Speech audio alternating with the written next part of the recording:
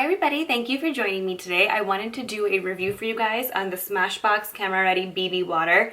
Let me just say the ads that they created for this product just caught my eye so well that I immediately wanted to buy it. And I've had this for about 2 months, but it's taken me a long time to sort of decide on what I feel about it and make up my mind because I've got oily skin, discoloration, there's so many other things that go into making my foundation work for me or BB cream, and it's difficult when you've got these types of problems. So now that I have my final opinion on it, I wanted to go ahead and share that with you. So I'm not doing a demo, I'm just doing a review. So this is $42 available at Sephora and smashboxcosmetics.com. There are 8 different colors and I use the color medium.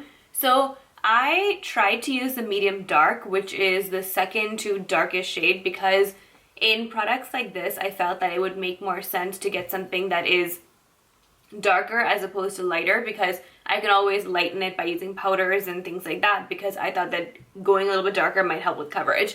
However, that was entirely too dark for me, so I had to come back into medium, which is crazy because just because the name says medium, it's very rare for my skin tone to be characterized as a medium skin tone.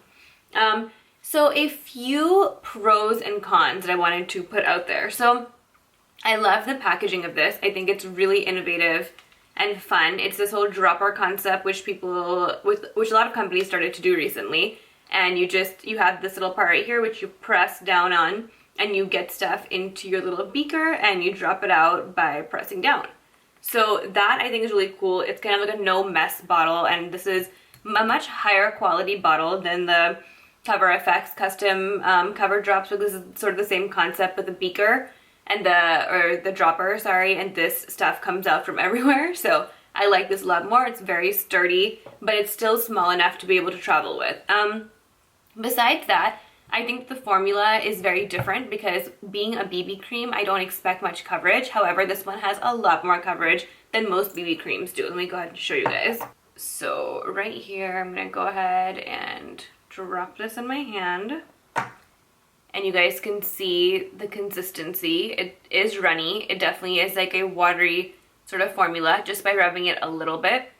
That is what it turns into. And then you rub this more and you can see that the color is not going anywhere. So as you can already tell, this is a lot more pigmented than most BB creams, which I really, really liked. I think that's a really good thing.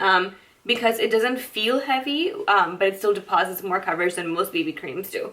Second of all, I think the consistency is really interesting and different, and it's very nice. It feels a lot lighter on your face than most BB creams do, because a BB cream is going to be thicker, and it has more of like a lotiony texture. Like if you compare like the NARS tinted moisturizer and things like that, it's a totally different consistency. So I've never tried on a BB, something that is this watery. I guess that's why it's called BB water.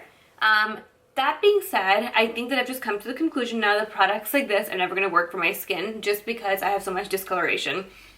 In my chin area, I just noticed that when you use a product that tends to be just half a shade lighter or just a smidgen lighter, you tend to go gray. So I think that's exactly what's happening with this product. So overall, I think that it's better than most BB creams, but for people who have a lot of discoloration, you're not going to be able to get away with it. On another note, a good thing about this is because it has more coverage. When I use an orange corrector around my chin area, I'm able to cover that with this and it still looks normal, which is crazy because most BB creams and BB products are not going to have that much coverage to be able to cover an orange area of your face and make it look like your skin color. So those are 2 different things, meaning if you have discoloration, you will have to use a different product to color correct it. And this product will, go on top of that. The other thing that I did not like about this was that I sort of felt a tiny bit gray here and there even after being color corrected. So I don't know what it is about the formula that still sort of, while it masks that color, it still sort of gives you a gray tinge. And I couldn't even say it's just my chin area. Like in general, it sort of gave me a little bit of a gray tinge, and this suits my face, like on my cheeks and nose area perfectly well, so it's not even light or anything like that, but it did give me a sort of gray cast. Besides that, one thing that I found really interesting about this is that When you put this on, I don't like the way it looks when I put this on with my fingers. I almost feel like the texture is different. It looks oilier, so I like to use a Sigma brush. So I like this one particularly for the chin area because this does a good job of patting on product on top of the color corrector. So I use this, which is the Sigma 3D HD Kabuki brush. So yeah, fingers are a no-no. Brushes do work well with this product, which is usually not the case with anything BB or tinted moisturizer related at all. The other thing too is that I felt that no matter how much I powdered my face after, because for me, again, I'm oily, so any product like this, I do have to powder. I can't expect it to keep my oil at bay all day and all night. So even no matter how much I powdered, I felt like it still looked dewy, and I wouldn't even say dewy, it could sort of go into that oily look sooner, no matter how much I powdered. So it's one of those products that you can keep layering on your powder and it still doesn't ever look like it's new makeup on. So that was a slight problem. However, I did notice that it does wear on my skin pretty well. I could go probably about 6 or 7 hours and look good. Even when oil starts to break through, it doesn't look terrible. Sometimes most foundations look a lot worse with oil breaking through than this did. Also, this did not separate around my nose and mouth area, so that was another good thing. Usually my foundations will give me like lines around my mouth, but I definitely have pretty deep smile lines, especially here, and this did not do that. So I think that it probably has some sort of binding agent, like an oiler creamer, like something that that gives that oilier finish, which helps with situations like that. So that's why. Besides that, I think this is one of the best BB creams you will ever use.